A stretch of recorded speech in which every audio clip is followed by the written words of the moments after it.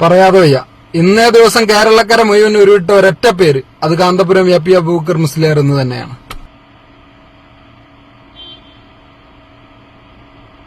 തന്റെ ജീവനും സ്വത്തിനും ഭീഷണിയായ തലാൽ എന്ന മൊയ്ക്കുടിയന്റെ ക്രൂരതയ്ക്ക് മുമ്പിൽ ചെറുത്തുനിൽപ്പിനിടെ നിമിഷപ്രിയ എന്ന സഹോദരിക്ക് പറ്റിയ ഒരു കയ്യബദ്ധം, അത് മറക്കാൻ ചെയ്ത ബുദ്ധിമോശം.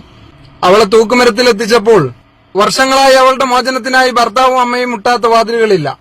നിമിഷപ്രിയ വിഷയത്തിൽ പരിമിതികളുണ്ട്, കൂടുതലൊന്നും ചെയ്യാനാവില്ല എന്ന് വിദേശകാര്യമന്ത്രി പോലും ശരിവെച്ചപ്പോ കേരള സർക്കാരും കേന്ദ്ര സർക്കാരും തോറ്റെടുത്ത് രാജ്യത്തിന്റെ ഭരണാധികാര പട്ടങ്ങളൊന്നുമില്ലാത്ത 140 കോടി ഇന്ത്യൻ പൌരന്മാരിൽ ഒരു പൌരനെ മധ്യസ്ഥത വഹിക്കാൻ വേണ്ടി വന്നത് ഒരു ഫോൺ കോൾ ആണെങ്കിൽ, ആ സഹോദരിക്ക് നാളെയുടെ സൂര്യോദയം കാണാൻ ബാക്കി വെക്കാത്ത വധശിക്ഷ നീട്ടിവെക്കാൻ മണിക്കൂറുകളാണ് അയാൾക്ക് വേണ്ടി വന്നതെങ്കിൽ ഇന്ത്യൻ ജനത അയാൾ അംഗീകരിച്ചേ മതിയാവൂ.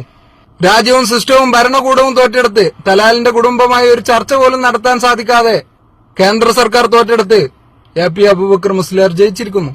തീർച്ചയായും മലയാളികൾ എന്ന രീതിയിൽ ജനൻ ടി വി ഒഴികെയുള്ള കേരളക്കരയ്ക്ക് അഭിമാനിക്കാവുന്നതാണ്.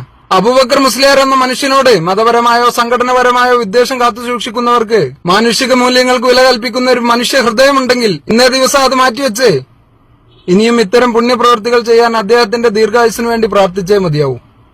ആ സഹോദരിയുടെ വിധി എന്താണെന്ന് സൃഷ്ടാവിന്റെ കയ്യിൽ തന്നെയാണ്. എന്നാലും മതജാതി ഭേദമന്യേ ഒരു ജീവന് വേണ്ടി സംസാരിക്കാൻ കാണിച്ച ആ മനസ്സുണ്ടല്ലോ, അതിന് രാജ്യം നിങ്ങളോട് കടപ്പെട്ടിരിക്കുന്നു.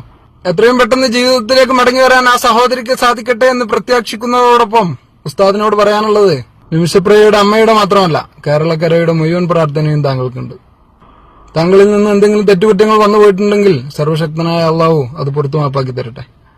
പരലോകത്ത് താങ്കൾക്ക് അത്യുന്നത വിജയം കൈവരിക്കാനും ഇത്തരം പ്രവൃത്തികൾ നിമിത്തമാകട്ടെ എന്ന് ആത്മാർത്ഥമായിട്ട് പ്രാർത്ഥിക്കുന്നു.